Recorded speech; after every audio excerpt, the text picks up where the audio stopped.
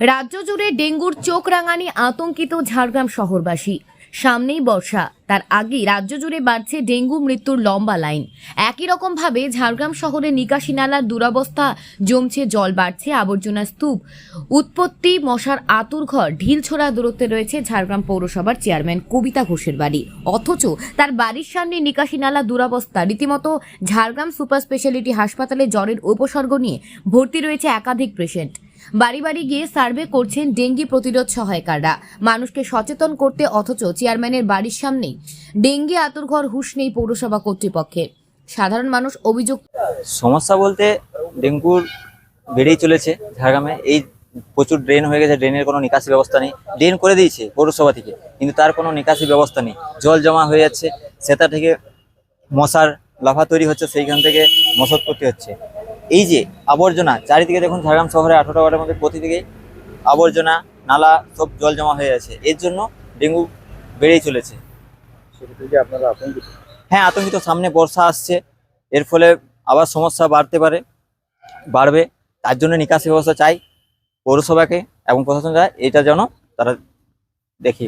তুললেও কবে ঝাড়গ্রাম শহরে 18টি ওয়ার্ডের হাল ফিরবে তারই দিকে তাকিয়ে রয়েছেন এলাকার সাধারণ মানুষ। বিরোধীরা পৌরসভাকে প্রশ্ন তুলছেন। আর ঝাড়গ্রাম মিউনিসিপ্যালিটি চারিধারেই যে দেখা যাচ্ছে মশার উপদ্রব, জল বিভিন্ন জায়গায় জমে আছে, রাস্তাঘাট খানাকুলে পরিণত হয়েছে। তো আর ঝাড়গ্রাম মিউনিসিপ্যালিটির অবস্থা বিগত 10-11 বছর ধরে এইরকম অবস্থাতেই আছে। ঝাড়গ্রামবাসী দীর্ঘদিন ধরে এই সমস্যা নিজেরা ভোগ করছেন এবং আমাদের ভারতীয় জনতা পার্টির কার্যকর্তাদের কাছে এসে সহযোগিতা চাইলে আমরা বিভিন্নভাবে মিউনিসিপ্যালিটিতে গিয়ে জানানো হয়েছে বা জানিয়েছি আমরা, কিন্তু তাতেও দেখছি কোনো রকম সুরাহা হয়নি। ওটা দেখবেন চারিধারে যে রাস্তাঘাটগুলো খানাখন্দে পরিণত হয়েছে, ড্রেনেজ ব্যবস্থা ঠিকঠাক নেই। অল্প একটু 10-15 মিনিট জল হলেই পুরো ঝাড়গ্রাম ভেসে যায়। তো সেই জল জমার কারণেই আজকে চারিধারে মশার উপদ্রব। কিন্তু মশার যে উপদ্রব হচ্ছে, এতে মানুষজন বিভিন্ন রোগে আক্রান্ত হচ্ছে, কিন্তু মিউনিসিপ্যালিটি কোনো রকম হেলদোল নেই। তো এইবার লোকসভা নির্বাচনে ঝাড়গ্রামবাসী তার সঠিক জায়গায় উত্তর দিয়েছে।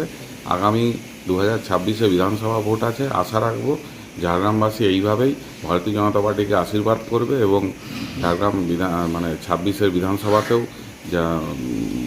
ঝাড়গ্রাম মিউনিসিপ্যালিটির জনগণ ভারতীয় জনতা পার্টির পক্ষে থাকবে। আপনার নাম?